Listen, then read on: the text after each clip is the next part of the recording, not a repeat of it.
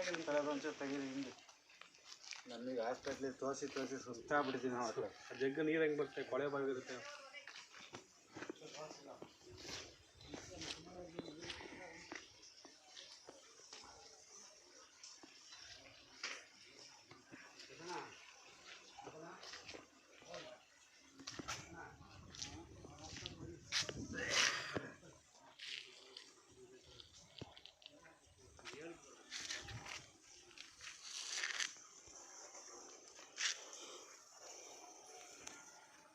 ನನ್ನ ಹೆಸರು ಮೋಹನ್ ಕುಮಾರ್, ಕಲ್ಸಾದ್ರಳ್ಳಿ.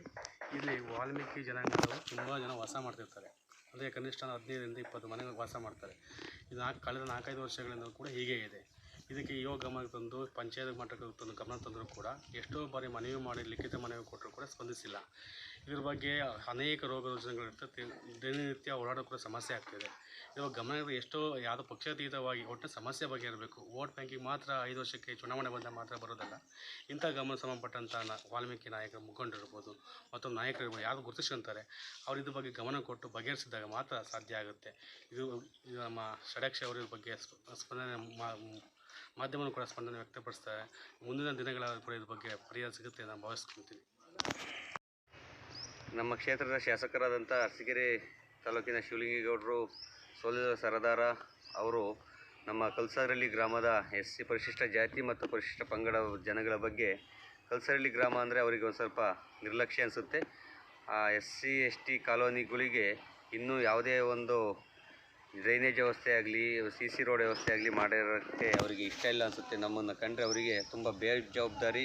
ಮತ್ತು ಚುನಾವಣಾ ಸಮಯದಲ್ಲಿ ಮಾತ್ರ ಅವರಿಗೆ ಪರಿಶಿಷ್ಟ ಜಾತಿ ಪರಿಶಿಷ್ಟ ಪಂಗಡಗಳ ವೋಟ್ ಬ್ಯಾಂಕಿಗೋಸ್ಕರ ದಲಿತ ಸಮುದಾಯವನ್ನು ಓಲೈಸೋ ರಾಜಕಾರಣ ಮಾಡ್ತಾರೆ. ಆದ್ದರಿಂದ ನಮ್ಮ ಕಲ್ಸಾದ್ರಳ್ಳಿ ಗ್ರಾಮ ಕುಗ್ರಾಮ ಆದ್ದರಿಂದ ಅದನ್ನು ಇವರು ಯಾವುದೇ ಥರದ ಒಂದು ಮನೆ ಇರೋದಕ್ಕೆ CC ರೋಡನ್ನು ಹಾಕಿರ್ತಾರೆ ಅವರ ಹಿಂಬಾಲಕರಿಗೆ.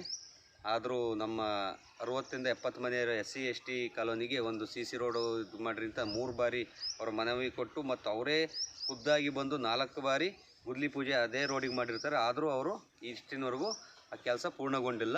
ಇದ್ರ ಬಗ್ಗೆ ಏನು ಕ್ರಮ ಕೈಗೊಳ್ತಾರೆ ಶಾಸಕರು ಮುಂದೆ ಕಾದು ನೋಡೋಣ. ಮಾತಾಡಿ. ನಮಗೆ ರೋಡಿಂದು ಫುಲ್ ತೊಂದರೆ ಆಗಿದೆ.